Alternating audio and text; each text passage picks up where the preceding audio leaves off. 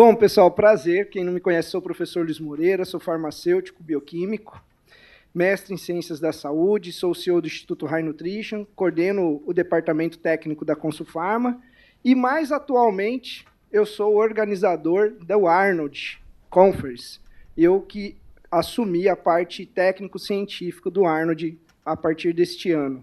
Então, a partir do ano que vem, quem for no Arnold vai ter toda uma programação que vai ser organizada por mim e pelo Neto. E é uma honra estar aqui com vocês, principalmente em agosto. Eu ainda não posso participar, mas no final desse ano, no ano que vem, eu vou comemorar junto com vocês, porque eu me formo em nutrição agora em dezembro. Estou no meu último semestre. Vamos lá, pessoal? Vamos começar? Bom, vamos conversar sobre envelhecimento saudável, mas, na verdade, um termo um pouco diferente, pessoal, porque nós estamos vivendo a década do envelhecimento saudável, porém, essa década de 2020 a 2030, pouco se discutiu sobre envelhecimento saudável, né, pessoal? Não tivemos muito espaço, né, na agenda global, né? Tivemos pandemia, tivemos guerras, estamos tendo guerras, estamos tendo questões econômicas, políticas e tudo mais, e aí o envelhecimento está ficando de lado. E apesar da gente estar vivendo a década do envelhecimento saudável, o termo mudou para ajudar a gente ainda. Agora não é mais envelhecimento saudável, é envelhecimento bem-sucedido. E quando a gente fala de envelhecimento bem-sucedido, existem mudanças importantes do que é envelhecimento saudável e que é envelhecimento bem-sucedido. Quando a gente fala de envelhecimento saudável, nós estamos falando de aprimorar questões biológicas, né? Nós estamos falando mais voltado para o metabolismo. Quando nós falamos de envelhecimento bem-sucedido, envolve o aprimoramento de funções, envolve as questões metabólicas também, porém, também envolve as questões psicológicas e sociais do indivíduo. Por isso que o termo mudou, porque ele engloba outras características, porque o indivíduo não é só metabolismo, não é só bioquímica. Vocês concordam comigo? Né? E um dos aspectos, pessoal, dessa diferença está aqui, ó. O envelhecimento bem-sucedido, a definição do envelhecimento bem-sucedido, ela já é bem emblemática. E nós poderíamos fazer inúmeras discussões em cima disso. Envelhecimento saudável é um processo contínuo de otimização de habilidades funcional e oportunidade para manter, melhorar saúde física, mental, promovendo independência e qualidade de vida ao longo da vida. É isso que vocês observam com o idoso aqui no Brasil? Vocês estão vendo aprimoramento, otimização das habilidades funcionais do idoso? Independência. Este é o principal índice estudado em uma população para saber se pratica o envelhecimento saudável. 2 exemplos. O índice de independência no Japão é 2,7 anos finais da vida. Então, quase 3 anos finais, o japonês, lá no Japão, vai se tornar independente. Ele vai depender de outra pessoa. Né? Na verdade, ele vai se tornar dependente de outra pessoa. Vocês sabem quanto que é esse índice no Brasil? 12,3. 12 anos. É mais de 12 anos que um idoso se torna dependente de outra pessoa no Brasil. Esse é o principal índice que mostra que uma população não pratica envelhecimento saudável. Perfeito? E aí, pessoal, quando a gente fala de envelhecimento saudável, não tem como a gente não levar em consideração as Blue Zones, que são alguns locais que nós temos no mundo que facilmente as populações ultrapassam 100 anos. Mas a grande questão, pessoal, é que quando nós trabalhamos com envelhecimento saudável, falar em extensão de vida é muito pobre. Ninguém aqui quer somente viver mais, porque você pode viver mais acamado, você pode viver mais e estender a vida dentro da UTI. Vocês concordam? Todo mundo aqui procura o quê? Extensão com qualidade, o que é a longevidade ideal. Perfeito? A longevidade que todo mundo busca é a longevidade de independência. Perfeito? Então, quando nós olhamos para isso, para esse alvo, não tem como nós não avaliarmos estas populações. Loma Linda na Califórnia, Nicoya na Costa Rica, Icária na Grécia, Okinawa no Japão e Sardinha na Itália. Essas são regiões em que as pessoas ultrapassam com facilidade os 100 anos, mas são idosos ativos. São pessoas que, quando você vai nos parques, os idosos estão se exercitando, né? Então, isso é uma base para o estudo dessas populações para saber o que diferencia para o resto do mundo. E algumas coisas são muito importantes quando a gente avalia as Blue Zones. Por exemplo, a relação com a meditação, a relação do mindfulness, né? A relação do ser com um todo, né? Também nós temos a questão de alimentar. Nós temos nessas populações uma maior ingesta de vegetais, né? Nós temos a prática de atividade física, nós temos algo que é importante, pessoal, dentro dessas regiões, que são a questão da religiosidade. Opa! Obrigado, gente. Tem que ter fé, você tem que acreditar em um ser que é superior, e isso te ajuda a ter um direcionamento e a envelhecer com saúde, tá?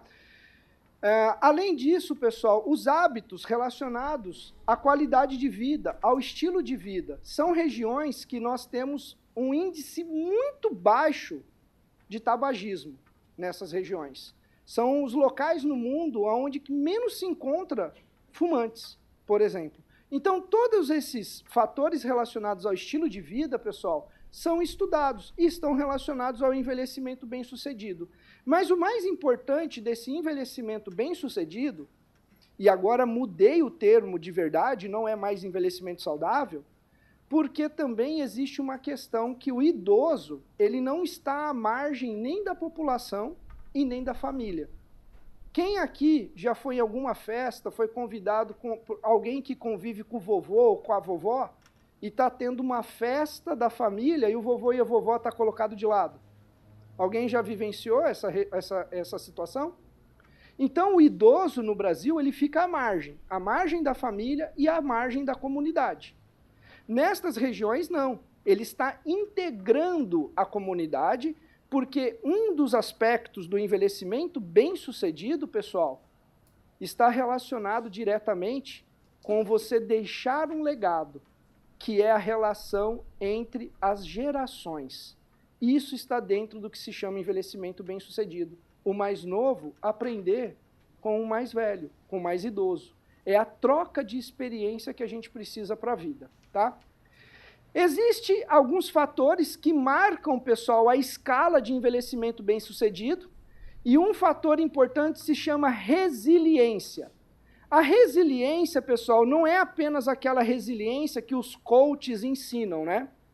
Alguém aqui já fez aquela... Você tem que mudar o seu mindset. Já viram, né? O que é ter resiliência? É conseguir superar as adversidades da vida, não é? Certo, pessoal, ou não? E resiliência biológica? Já ouviram falar de resiliência biológica? Constantemente vocês estão sendo agredidos pelo meio, certo ou não? Existem milhares de micro-organismos tentando invadir o seu corpo. E por que você não fica doente? Porque você tem resiliência imunológica ou resiliência biológica.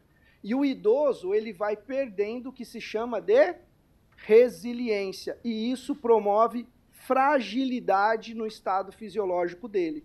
Então, a perda da resiliência está diretamente relacionada a você diminuir a capacidade de recuperar o seu corpo mediante a eventos estressantes. Sejam eventos biológicos, sejam traumas, né? Por exemplo, uma história muito triste. Quantos idosos vocês já não ouviram falar que caiu no banheiro porque teve uma fratura de fêmur? Ou ele caiu e fraturou, ou ele fraturou e caiu. A gente não consegue responder o que veio primeiro. Mas esse idoso é hospitalizado e no hospital ele evolui para óbito por causa daquela fratura. Certo? Por que um idoso evolui para óbito por uma fratura?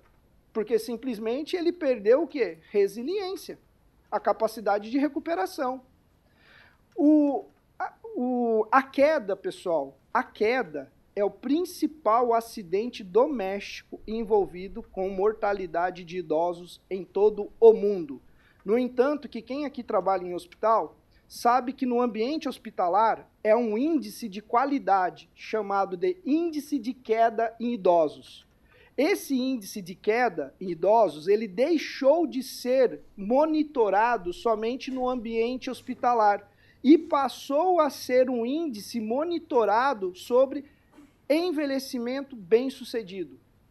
Porque essa aula toda aqui poderia se resumir em uma única pergunta para vocês. Por que idoso cai? Se você conseguir responder todos os fatores que estão envolvidos com queda em idosos, você sabe tudo que você tem que fazer o contrário para promover envelhecimento bem-sucedido e envelhecimento saudável no paciente. Tudo, tudo.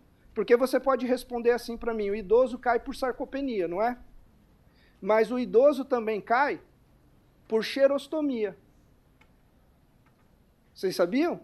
Porque se ele não produz saliva, a deglutição fica complicada, então ele não consegue comer. Se ele não consegue comer, ele tem desnutrição. Se ele tem desnutrição, ele tem sarcopenia. Só que a gente costuma olhar o macro e deixar a xerostomia de lado, achando que ela não é importante na queda. O idoso cai por problemas hormonais, por desequilíbrios hormonais. O idoso cai por osteopenia e osteoporose. Então, se a gente levantar todos esses fatores que estão envolvidos com queda em idosos, nós podemos fazer tudo o contrário. E nos Estados Unidos, na Europa, em Hong Kong, no Japão, no Taiwan, na Coreia do Sul e em Singapura, eles já controlam e monitoram, principalmente, programas específicos para ajudar na construção de resiliência em idosos, promovendo, então, o que nós estamos chamando nessa aula de envelhecimento bem-sucedido. E quando a gente fala de envelhecimento bem-sucedido, não tem como nós deixarmos essa palavra de lado. Então, o que nós vamos falar aqui é sobre resiliência biológica ou resiliência fisiológica. E para a gente conseguir alcançar isso, é claro que a gente tem algumas estratégias, que é intervenções que nós chamamos de geroprotetores. Geroprotetores podem ser substâncias de suplementação, pode ser medicamentos, pode ser a prática de atividade física, pode ser um sono de qualidade, a alimentação, tudo aquilo que promove efeitos contrários às cascatas envolvidas com envelhecimento são classificados como geroprotetores. E esses geroprotetores vão ajudar a controlar o que nós chamamos de senescência celular. Uma vez que eu consigo controlar a senescência celular, eu estou controlando o processo de envelhecimento que não é pela contagem dos dias. Perfeito? Esse tipo de envelhecimento é o envelhecimento celular e não o envelhecimento de quando você nasceu. Perfeito? Porque está envolvido com encurtamento telomérico, disfunções mitocondriais, está envolvido com disfunções sobre a autofagia e a apoptose, que são mecanismos de defesa do nosso corpo e de limpeza, e isso está envolvido com declínio funcional do indivíduo e o aumento para a relação da mortalidade e diagnósticos de doenças envolvidas com o processo de envelhecimento. Então, a senescência celular, pessoal, ela está envolvida com o aumento de marcadores pró-inflamatórios, então o processo de envelhecimento, ele promove sim o aumento de inflamação, o que nós chamamos de inflammation. E para quem estuda envelhecimento, sabe que o inflammation, ele veio primeiro na ciência do que a senescência celular. A presença de células senescentes, ela que justifica o inflammation. Porque essas células senescentes, essas células envelhecidas, elas deveriam ter sido destruídas. Elas deveriam ter sofrido um processo chamado de apoptose. Porém, o nosso estilo de vida ruim e o ambiente com poluição que nós vivemos sobrecarrega o nosso sistema imunológico e o processo de apoptose falha. E o nosso corpo passa a acumular essas células senescentes. E essas células senescentes são responsáveis pelo declínio funcional do indivíduo e relacionado diretamente aos diagnósticos envolvidos com o avanço da idade. Doenças osteoarticulares, doenças relacionadas à neurodegeneração, Alzheimer, Parkinson, doença cardiovascular, fibrose cardíaca, fibrose pulmonar, né, problemas hepáticos, pancreáticos, tá? Então, tudo isso está envolvido com essa presença de células senescentes, tá?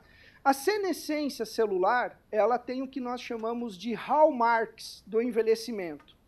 Quais são essas marcas do envelhecimento?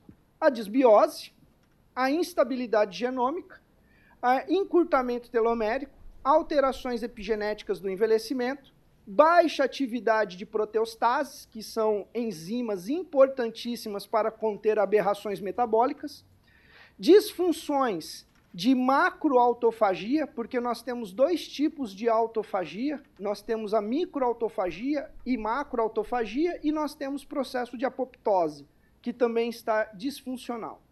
Nós temos a desregulação de sinalização de nutrientes, disfunção mitocondrial, senescência celular, exaustão de células pluripotentes, alterações da comunicação intercelular e a inflamação crônica que está envolvida com todo esse processo. Porque tudo isso que a gente está vendo aqui, ó, todos esses marcos vão repercutir na senescência celular, que promove um processo de inflamação de baixo grau. E é aqui que entra os geroprotetores. Porque os geroprotetores são intervenções que fazem o contrário de tudo isso que eu acabei de falar para vocês. Geroprotetores restauram a comunicação intercelular. Geroprotetores diminuem a instabilidade do nosso DNA, reduz ou consegue recuperar telômeros, controla mecanismos epigenéticos do envelhecimento, melhora a função mitocondrial, né? Melhora a sinalização de nutrientes nas nossas células. Então, tudo que for geroprotetor vai fazer o caminho inverso. Por isso que eu falei para vocês que eu seria um mentiroso se eu virasse para vocês e falar que geroprotetor é só algo que vocês encontram em suplemento ou em cápsula. Não é. O seu estilo de vida pode ser geroprotetor. Perfeito? A atividade física é geroprotetora. A sua dieta pode ser geroprotetora, ou não. Também pode fazer o contrário, né? As suas escolhas de vida podem te ajudar nesse processo ou piorar esse processo. Perfeito? Bom, o que está acontecendo com o nosso corpo, pessoal? Do lado de cá, vocês têm uma célula normal. Esta célula está sofrendo influência de inúmeros fatores. Fatores intrínsecos, relacionados ao nosso metabolismo, e fatores extrínsecos, certo? Isso está acontecendo constantemente. Perfeito? Vamos lá. Isso está acontecendo com vocês, certo, pessoal? Aqui, dentro dessa sala, todos vocês têm o mesmo estilo de vida? Perfeito. Todos vocês tomam as mesmas decisões todos os dias?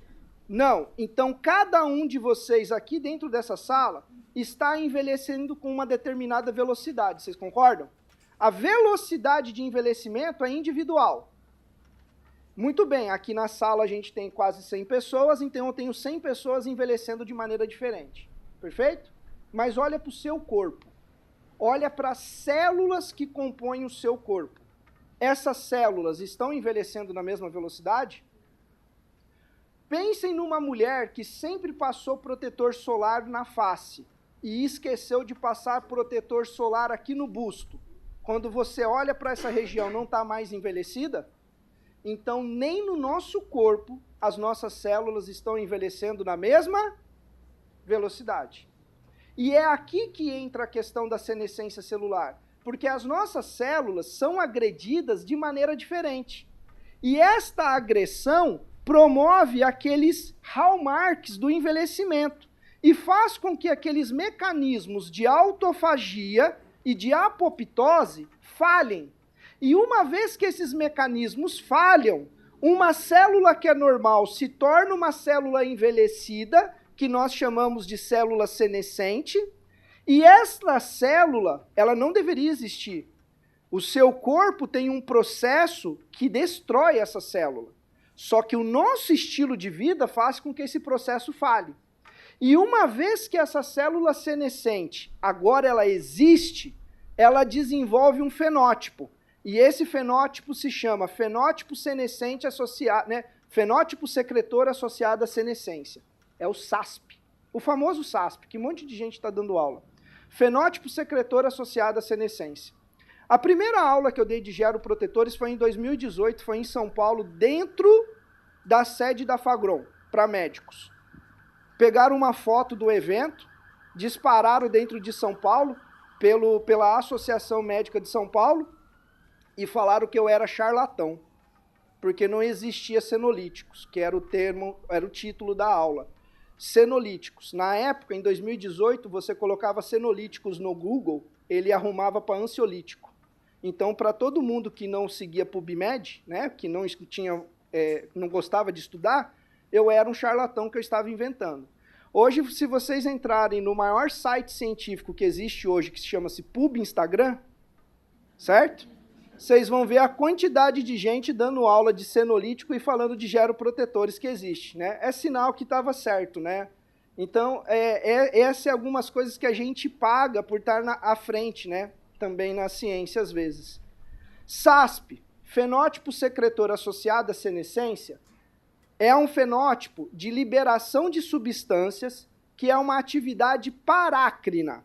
Ela vai liberar um monte de interleucinas, quimiocinas e fatores de crescimento que vão atuar nas células vizinhas, propagando o processo de envelhecimento. Então, quanto mais célula senescente eu tenho no tecido, mais célula senescente eu vou ter. Esse é o grande problema do processo de envelhecimento. Perfeito? E hoje, quando a gente fala de envelhecimento saudável, ou a gente fala de envelhecimento bem-sucedido, que é ter algo chamada de resiliência fisiológica, eu preciso tirar essas células do meu corpo. Perfeito? Eu preciso auxiliar o meu organismo a tirar essas células senescentes. Perfeito? Como eu disse para vocês, essas células senescentes, elas estão no nosso organismo porque há uma falha do sistema imunológico em não reconhecer essas células para promover o processo de apoptose. Então, essas células senescentes se mantêm e começam a liberar várias substâncias, entre elas citocinas, quimiocinas, interleucinas e fatores de crescimento, que vão propagar doença, tá? O que acontece com uma célula senescente? E isso é algo importante. O que acontece com uma célula senescente? Que todos aqueles danos que eu contei para vocês faz com que a célula tenha o seu ciclo celular paralisado. E essa célula paralisa o seu ciclo na fase G1, que é a maior fase do ciclo celular.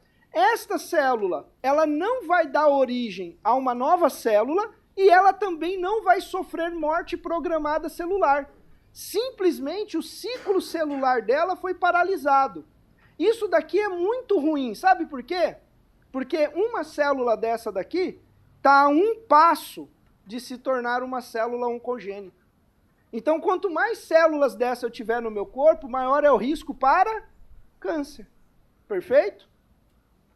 Bom, o fenótipo secretor associado à senescência, conhecido como SASP, é uma atividade parácrina que promove um feedback positivo. Qual feedback positivo é esse? Quanto mais células senescentes eu tenho, mais células senescentes eu vou ter. E isso hoje a ciência mostra que é responsável por glaucoma nos idosos, isso mostra que é responsável por fibrose idiopática, arteriosclerose, cirrose hepática, esteatose hepática, glomerulosclerose, diabetes do tipo 2, a resistência à insulina, caquexia, sarcopenia e osteoartrite.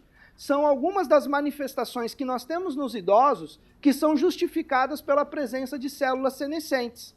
E aí, pessoal, nós temos um conjunto de substâncias dentro desses geroprotetores que tem uma atividade diferente, que é a atividade senolítica, que é a atividade que ajuda o nosso organismo a destruir essas células senescentes. Aqui vocês têm algumas substâncias que são classificadas como senolíticas. E se vocês olharem para essas substâncias, vocês vão falar assim, Luiz, é impossível usar um danazol para envelhecimento saudável.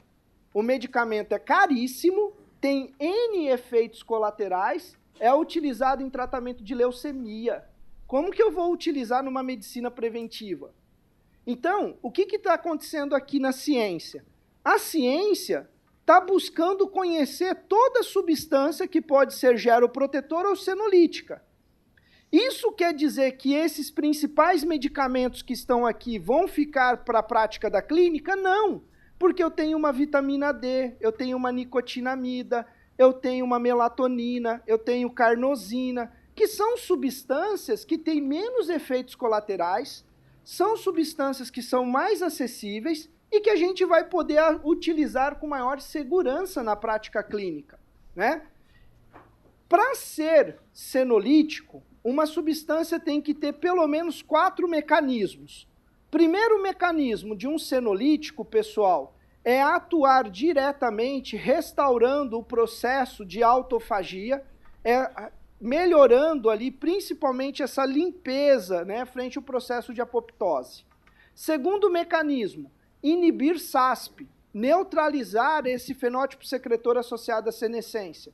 Terceiro, inibir mecanismos de senescência celular. E por último, o quarto mecanismo é restaurar ou melhorar o reconhecimento dos macrófagos pelas células que são senescentes. Isso vai auxiliar na recuperação do processo de apoptose. Perfeito? Muito bem. Uma vez que a gente pode fazer isso, uma vez que a gente pode usar essas substâncias para gerenciar o processo de envelhecimento, uma vez que a gente sabe todos aqueles hallmarks, nós podemos usar isso, então, para controlar o estresse oxidativo, a inflamação, a instabilidade do DNA, e isso vai trazer resultados importantes sobre as doenças cardiovasculares, que são as doenças que mais matam no mundo, né? E grande parte disso está envolvido com a função mitocondrial. Por quê? O déficit mitocondrial é o principal fator que apoia o processo de envelhecimento. E hoje, pessoal, vocês estão vendo aí, independente da área que você atue, se você fala assim para mim, Luiz, as meninas que me cumprimentaram ali atrás e algumas meninas tiraram com foto lá fora comigo, falaram assim, Luiz, eu fui sua aluna na MBA em tricologia, da Tati, aqui ó, tem uma aqui na frente, quem mais? Aí no canto. Essas meninas aqui sofreram muito, porque elas entraram numa MBA de tricologia e quando eu fui dar aula para elas, eu falei que cabelo para crescer depende de mitocôndria. Vocês estão dando risada delas, né? Se arrependeram, falaram assim, foi nessa hora que elas falaram assim, vamos trancar o curso. Crescimento capilar é fase anágena, não é? Cabelo não é proteína? Para sintetizar proteína eu preciso do quê? De ATP, não só de aminoácido. Toda proteína para ser sintetizada é uma resposta anabólica, e toda resposta anabólica depende de energia. Então, a fase anágena é uma fase mitocondrial. Perfeito?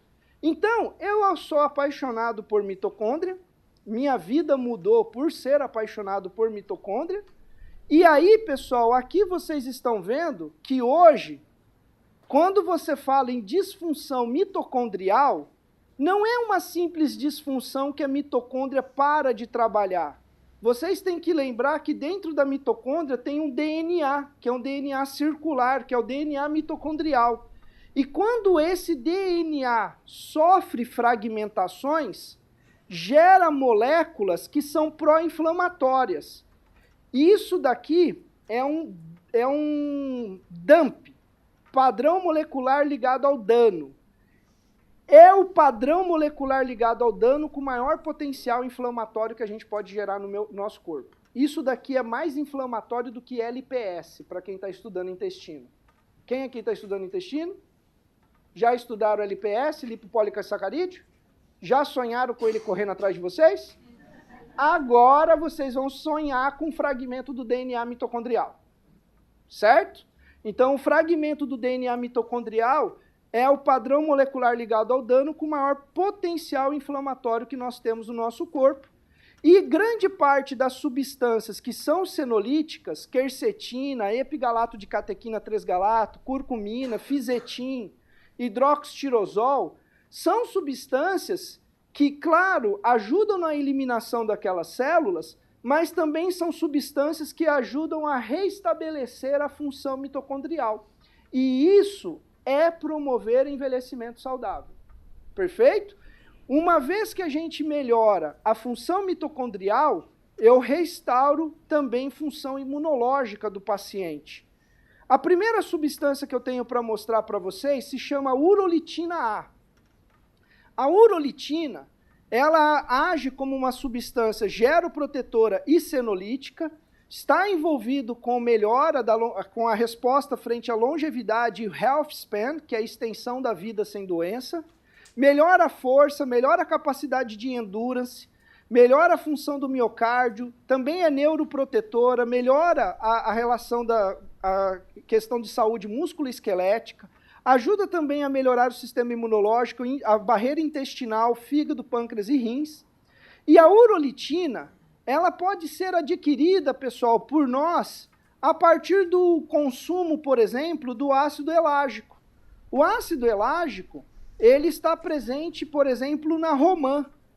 Uma vez que a gente consome o extrato de romã, a nossa microbiota intestinal, a partir desse ácido elágico, forma a urolitina A, e essa urolitina vai ajudar a controlar esses mecanismos de envelhecimento, melhorando a função mitocondrial e reduzindo processos inflamatórios. E você não precisa querer tratar a disbiose primeiro, porque não importa se o seu paciente está com disbiose ou sem disbiose, se ele consumir o extrato de romã, ele vai formar urolitina A. Entenderam? Porque é uma pergunta que todo mundo faz para mim. Luiz, depende da microbiota intestinal, mas o meu paciente é disbiótico, então eu não posso começar, né? Como ele é disbiótico, eu preciso tratar a disbiose para depois usar o extrato de romã. Nesse caso, não. Você pode fazer junto. Você pode começar já dentro da mesma estratégia. Perfeito? Tá? A urolitina, então, pessoal, ela vai promover um quadro chamado de mitofagia, que é renovação mitocondrial. E isso vai ajudar a melhorar a produção de ATP e restaurar funções mitocondriais. Uma outra substância, pessoal, que ajuda a restaurar essa função mitocondrial e é um marco do envelhecimento, é NAD. Os níveis de NAD+, eles são reduzidos no processo de envelhecimento. E restaurar os níveis de NAD+, é um marco de rejuvenescimento. Lembrando que NAD, pessoal, é a principal cofator mitocondrial. Por isso que é rejuvenescimento, tá? Então, a vitamina B3 é algo que não pode faltar. E é também por isso que vocês devem ter ouvido falar que jejum é interessante para a longevidade, certo, pessoal? Por quê? Porque o jejum aumenta a relação NAD+. É um dos principais benefícios que o jejum traz. Quem aqui está perto dos 21, 22 anos? Ali, ó. Olha lá o pessoal, tudo aumentando. Ergue a mão aí para vocês fazerem inveja pro pessoal lá de cá.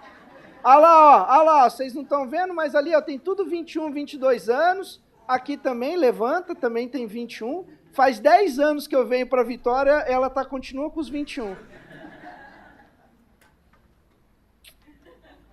Olha só, pessoal, vocês que levantaram a mão aí, saibam vocês que vocês estão aqui, ó. Vocês estão no auge da coenzima Q10. E eles são todos jovens, né, pessoal? 21. Quem aí é jovem cansado? Ah lá! Todo mundo levantou a mão. Vocês não podem ser jovem cansado, porque vocês produzem mais coenzima Q10 do que nós. Então, vocês estão no auge da atividade mitocondrial. Vou avisar as pessoas que convivem com vocês, que vocês estão mentindo para elas. Bom, tirando o grupinho de jovens ali, pessoal, nós tudo tem que suplementar com enzima Q10, tá bom? O resto da sala tá aqui, ó, indo para a ladeira abaixo na produção de coenzima Q10. E a produção de coenzima Q10 reduzida é um marco do processo de envelhecimento. Conforme nós envelhecemos, nós reduzimos a produção de coenzima Q10, que está envolvido com disfunção mitocondrial. Perfeito? Mas eles não têm. Vocês não mentem para as pessoas que convivem com vocês, hein? Muito bem.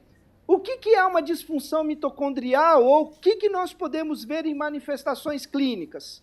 Insuficiência cardíaca, doença isquêmica cardíaca, hipertensão arterial, diabetes, disfunção endotelial, fibromialgia, infertilidade masculina e feminina, enxaqueca, envelhecimento precoce e intolerância à prática de atividade física. Vocês jovens que levantaram a mão, quem aí faz atividade física? Ah, tá bem. Não foi todo mundo que levantou a mão daí, viu? Que eu sei. Teve umas 2, 3 pessoas aí que não estão fazendo atividade física. Para melhorar, pessoal, nós que não estamos naquele grupinho privilegiado, certo? Apesar, Didio, que eu descobri que a Pharmic está fazendo 37 anos, né? Eu falei, cara, a Pharmic é 10 anos mais velha do que eu só.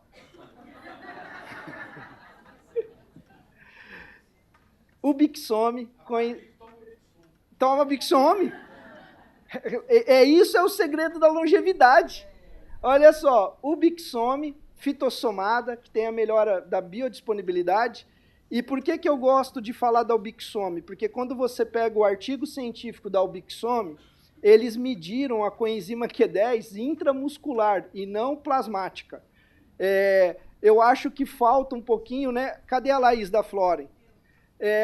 A Floren não explora tanto essa informação, né, Laís? Mas a Laís sabe do que eu estou falando para vocês. De toda a coenzima Q10 de alta biodisponibilidade que tem no mercado, a única que tem um estudo que mostra que a coenzima Q10 é intramuscular é a Ubixome. Só que a Floren acho que deveria mostrar mais isso, tá? Mas é por isso que eu gosto da Ubixome. Além disso, pessoal, dentro do processo de envelhecimento saudável, a gente tem redução ali da incapacidade, né? Principalmente frente a quedas, atividade muscular. E quando nós olhamos hoje para o que está acontecendo no nosso mercado, e nós estamos vivendo a década do envelhecimento saudável, não é? Que vocês já ouviram isso de mim hoje. Mas vocês sabem que vocês estão vivendo a década da creatina também, né? Porque nesse país de Tupiniquim, e eu era do esporte, eu saí com 16 anos de idade da minha casa por causa do esporte, eu era lutador de judô, apesar de não parecer, tá, pessoal?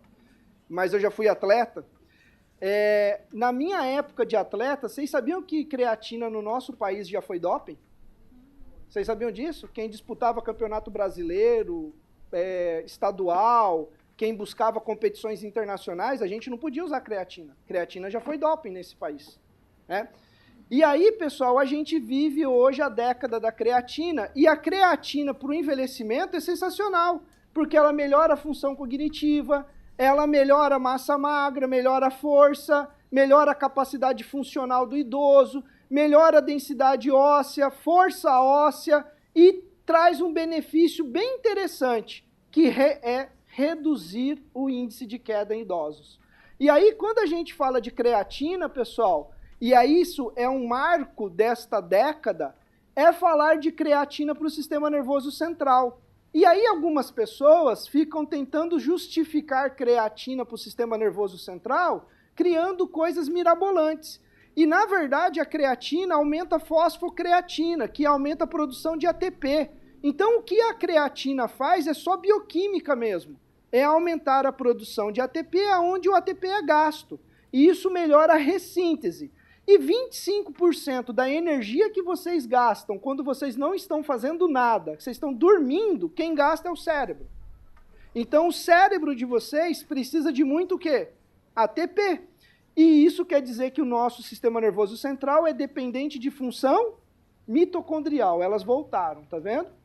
E aí, pessoal, quando a gente suplementa creatina, a gente está falando em reduzir fadiga, melhorar a função cognitiva, cardiovascular, trazer benefícios na recuperação e na vitalidade dos idosos, né? Aqui eu fiz um compilado de resultados, né, com evidência científica do uso de creatina em idosos, por exemplo. Ó, sarcopenia em idosos de 3 a 5 gramas, uso contínuo. Doença de Parkinson de 5 a 10 gramas, melhora a função mitocondrial. Doença de Huntington, reduz glutamato, melhora questões metabólicas de 5 a 10 gramas. Distrofia muscular, 5 gramas por dia. E no diabetes, de 3 a 5 gramas por dia.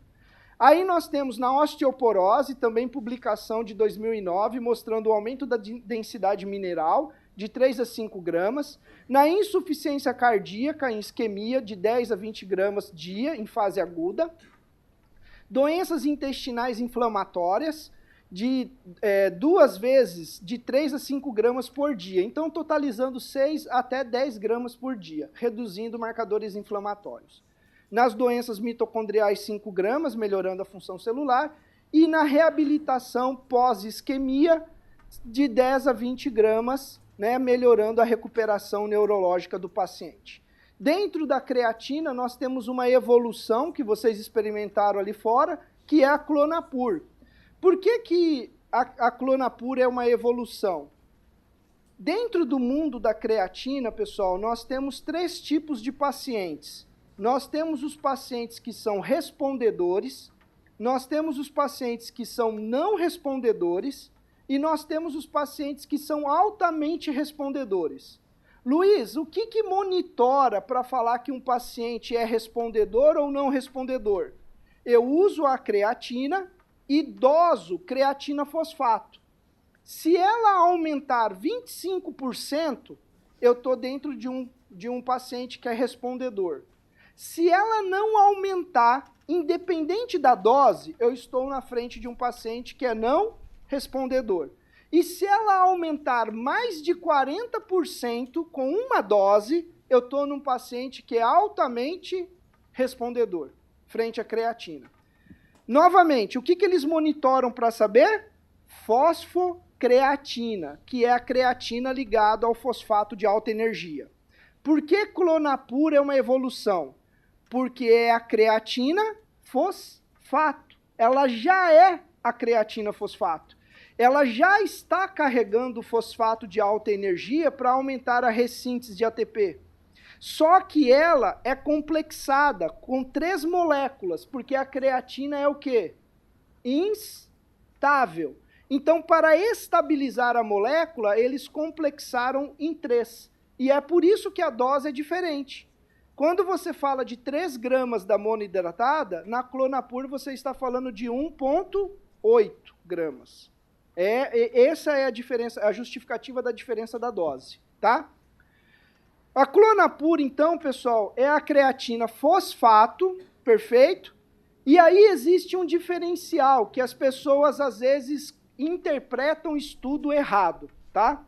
Luiz, isso quer dizer que a Clonapur satura em um único dia? Não, não é saturação aqui, é disposição, é vitalidade. É você tomar uma dose de Clonapur e você está mais disposto. Isso não é saturação, isso é produção de ATP, certo? É produção de energia.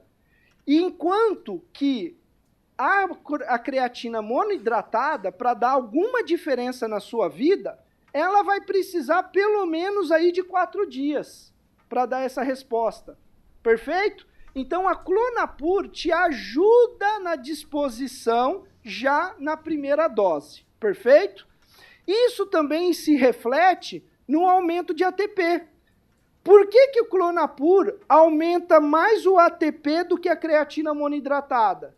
Porque Clonapur já está na forma de creatina fosfato. Tudo se justifica na creatina fosfato, inclusive a resposta mais rápida, tá bom? Muito bem. Ela serve para adultos, serve para idosos. Também não é uma indicação que vem da Floren, mas a Laís está lá atrás, ela sabe disso, e quem me conhece sabe que eu trabalho muito com criança que é autista, então eu gosto muito de usar Clonapur para essa criança também, tá? Os idosos, e a questão também de você ter uma facilidade por causa do sabor, ela não é insolúvel, ela é facilmente dispersa, a gente consegue trabalhar balinha de goma, consegue fazer outras formas farmacêuticas que facilitam o nosso consumo. 1,8 gramas de Clonapur, que equivale a 3 gramas da creatina monoidratada. Em idosos, para sarcopenia, eu gosto de associar Clonapur com HMB, ribose e magnésio, e fazer na forma de sachêzinho, tá? Laranja, limão, tangerina, Pink Lemonade, que vocês experimentaram ali fora, jabuticaba também, né, Didio? Fica bom demais. Vocês experimentaram ali? Quem experimentou? Experimentou? É bom, não é? Muito bem. Um outro marco do processo do envelhecimento, pessoal, além da energia, e a gente está falando de disfunção mitocondrial, mas a mitocôndria, para funcionar, precisa de oxigênio, certo, gente? O processo de envelhecimento também está envolvido, pessoal, com progressão do declínio endotelial. Então, o processo de senescência celular também chega à senescência endotelial, que é o envelhecimento dos vasos sanguíneos. E isso está envolvido com o aumento do acidente vascular cerebral, arteriosclerose, doenças coronarianas, hipertensão e também disfunção erétil, né? Então, tudo isso são sinais desse envelhecimento ou dessa senescência vascular. E aí, quando a gente olha para os fatores biológicos do envelhecimento, como, por exemplo, resistência à insulina, aumento de estresse oxidativo, inflamação, sistema renina-angiotensina, todos esses fatores promovem modificações epigenéticas que aceleram o processo de envelhecimento, e esse processo de envelhecimento também leva ao envelhecimento vascular e avanço da arteriosclerose, tá? Dentro desse processo de envelhecimento na arteriosclerose, nós temos um ativo chamado de Venolim, que é o extrato dos rizomas dos ruscos aculeatos, padronizado em 10% de ruscogenina. Ele melhora principalmente a questão venotônica, é vasoprotetor, né? Então também otimiza processos relacionados à drenagem da linfa do nosso corpo, reduz a permeabilidade vascular e inflamação e tem atividade antioxidante. Você usa 75 miligramas 2 vezes ao dia, pode ser usado de manhã e à noite. E aqui é um estudo dele, pessoal, com 148 mulheres de 30 a 89 anos, com insuficiência venosa crônica, classificada, né, em grau 1 a 2, né? E eles usaram 75 miligramas 2 vezes ao dia, e isso trouxe também uma redução dos volumes da perna, né? Então, do edema, diminuiu bem o edema. E conforme o tempo vai passando, ó, se vocês observarem, ó, 4 semanas, 8 semanas e 12 semanas, o efeito ele foi sendo potencializado conforme o tempo de tratamento, tá? Pensando então, pessoal, no estresse psicológico, pensando em processos de envelhecimento, e eles interferem diretamente na perfusão sanguínea e em retorno venoso, com o Venolim, a gente consegue também melhorar quadros de pressão arterial, melhorar a oxigenação e a perfusão sanguínea nos membros, né? Então, nós podemos usar o Venolim para quem está dentro do mundo da estética. Tranquilamente, a gente pode usar o Venolim quando a gente fala de celulite, né? E quando a gente fala também, pessoal, de lipedema. A mesma situação. Então, a gente pode usar Venolim, tá? Eu trouxe para vocês aqui Venolim associado ao Adrenal C, Venolim associado à esperidina e à vitamina C, que é em caso de pacientes com insuficiência venosa crônica, pacientes que têm aquela síndrome das pernas pesadas, tem muito edema no final do dia, né? E por último, pessoal, que eu acredito muito no processo de envelhecimento, é isso daqui, na arteriosclerose, que é o Venolim associado ao Bixome, policosanol e o aminoert, perfeito? O aminoert, pessoal, eu já vou explicar por que eu coloquei ele nessa formulação aqui, porque ele tem um mecanismo muito diferente e ele trabalha bem os mecanismos envolvidos com o processo de envelhecimento, tá? Lembrando que a arteriosclerose é um resultado do envelhecimento das células endoteliais. Perfeito? Vanizen. Vanizen, pessoal, ele modula o sistema endocannabinoide.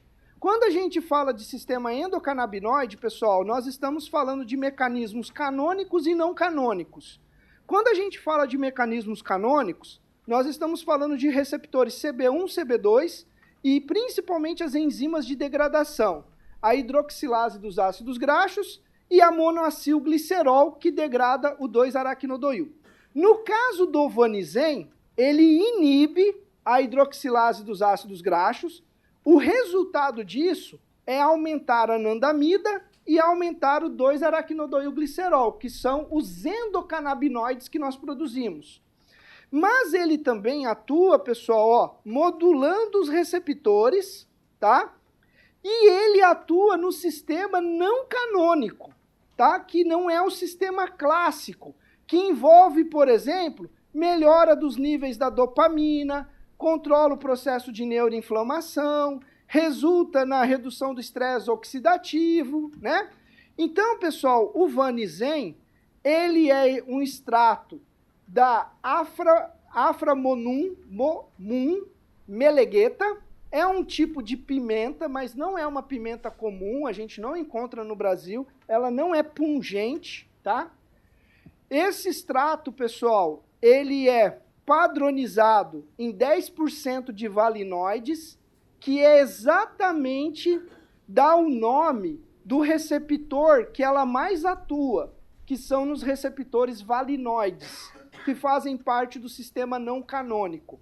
Os sistemas valinoides modulam resposta de dor, mas também modula a resposta frente ao estresse. O Vanizen, pessoal, ele tem uma tecnologia polimérica de revestimento, como se fosse um microencapsulamento, que permite uma melhora da biodisponibilidade e traz uma resposta maior frente à eficácia desse composto, tá? Ele é utilizado 150 miligramas pela manhã, pode ser dividido em 2 doses de 75, tá?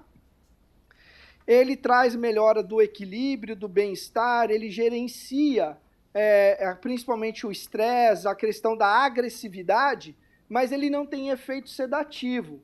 Então você consegue usar durante o dia sem promover nada na relação da sonolência, tá? O estudo clínico dele foi feito com 37 adultos com ansiedade moderada associado ao estresse crônico, e eles observaram principalmente uma redução nos scores de tensão, fadiga, depressão, melhorou o vigor físico dos pacientes e também reduziu os distúrbios de humor do paciente. Então o Vanizen, ele pode tranquilamente compor uma estratégia frente à depressão, à ansiedade, frente ao processo de envelhecimento. Além disso, pessoal, o extrato da melegueta, ele traz um efeito nefroprotetor, que a gente sabe também que com o processo de envelhecimento, nós temos uma queda principalmente da função renal. Então, ele gerencia o estresse oxidativo e inflamação, trazendo benefícios como nefroprotetor. O extrato da Aphramonum malagueta, pessoal, então ele é microencapsulado, vocês estão vendo nessa imagem bonitinha. Ele atua inibindo a enzima de degradação da anandamida e, ao mesmo tempo, ele atua em receptores valinoides. Reduz o estresse, reduz a ansiedade, traz benefícios frente ao comportamento emocional do paciente e, além disso, melhora a qualidade de sono, como foi observado nesse estudo clínico, mostrando uma relação de dose, tá? Você tem doses menores, a partir de 50, 100 miligramas, você já tem melhora de estresse, por exemplo, tá? Então, você não precisa necessariamente usar a maior dose para trazer esses benefícios, tá? Então, trazendo benefícios em todos os scores testados de ansiedade, estresse, comportamento emocional. E aí vocês podem fazer algumas associações. Por exemplo, Vanizen e teanina com rhodiola rósea para estresse, raiva e agressividade, né? Isso é bem comum.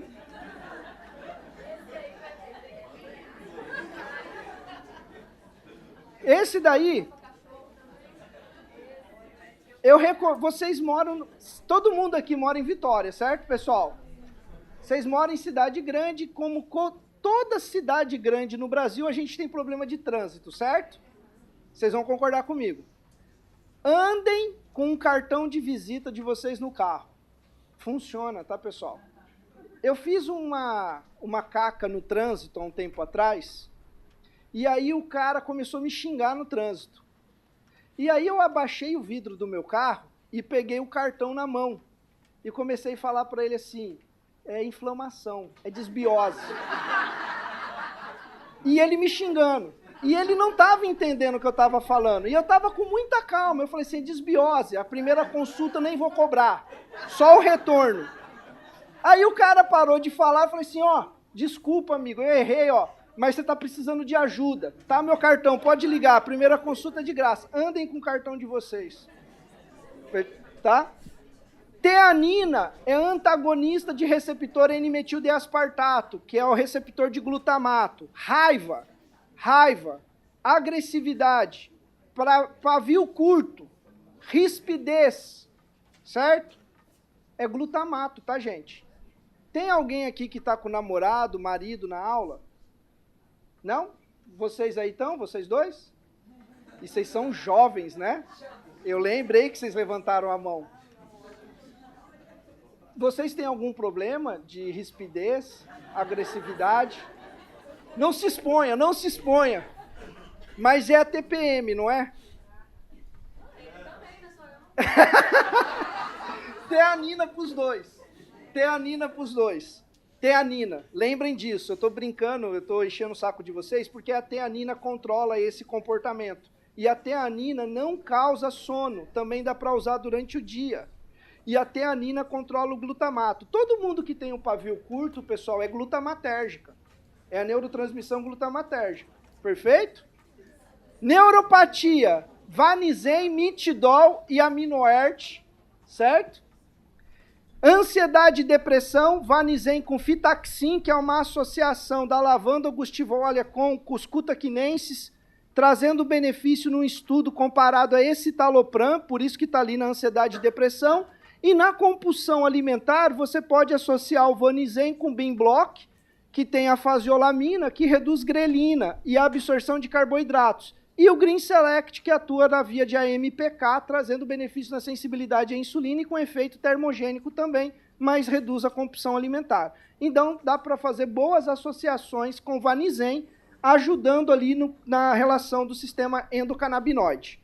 E nós temos ainda, pessoal, o Aminoert, que eu ia falar para vocês, que eu ia explicar para vocês ali na formulação que ele apareceu na arteriosclerose. O Aminoert, pessoal, é uma grande evolução do nosso mercado, porque ele é a L-ergotioneína. Eu estudo essa substância há muito tempo no processo de envelhecimento. A ergotioneína, ela é produzida por fungo. E é por isso que ela é obtida por um processo fermentativo patenteado. Então, isso daqui você não encontra em qualquer lugar. E se eu não me engano, o Didio está ali atrás, você tem exclusividade, né, Didio? Aminoert, pessoal, não se engane. Se um dia você prescrever Aminoert e outra pessoa atender vocês, alguma coisa está errada. É isso, não é, Didio? Alguma coisa saiu do contexto.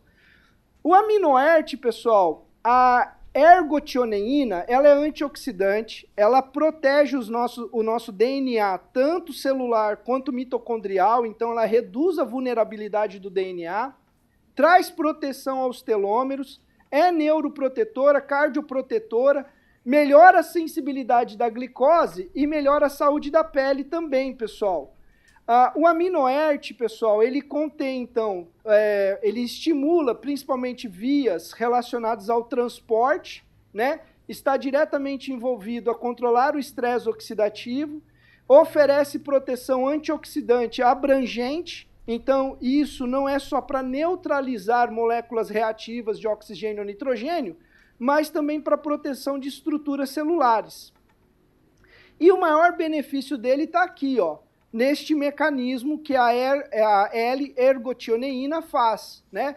Ela é quelante de metais tóxicos, de metais de transição, como cobre, ferro, reduz ali a reação de Fenton por fazer essa quelação, neutraliza principalmente radicais livres de oxigênio e também de nitrogênio, tem ação anti-inflamatória, reduzindo interleucina 6, TNF-alfa e interleucina 8, está envolvida diretamente a controlar doenças inflamatórias como artrite reumatoide e doença de Crohn, que é uma doença intestinal inflamatória, neutraliza, inibe a relação do receptor N-metildeaspartato, que eu brinquei com os nossos jovens ali no cantinho, que está responsável pela agressividade, e está envolvido também com controlar mecanismos de dano que estão envolvidos com isquemia e reperfusão.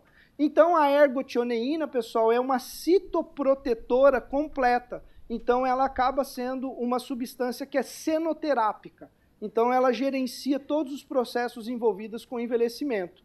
Como eu falei para vocês, ela é produzida de fungos, por isso que é um processo fermentativo, tem ação antioxidante e anti-inflamatória, melhora também as questões de neuroproteção e traz benefícios tanto para a saúde mental, intestino, saúde ocular, coração, rins, pulmão e pâncreas, trazendo benefícios para também questões metabólicas no gerenciamento do envelhecimento. O que você pode fazer com o AminoERT?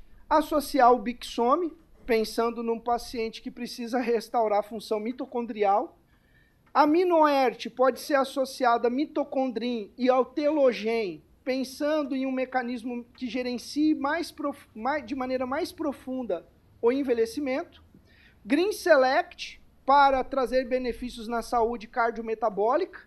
E se você tiver um foco na atividade neuroinflamatória, você pode associar o AminoERT com HS Focus.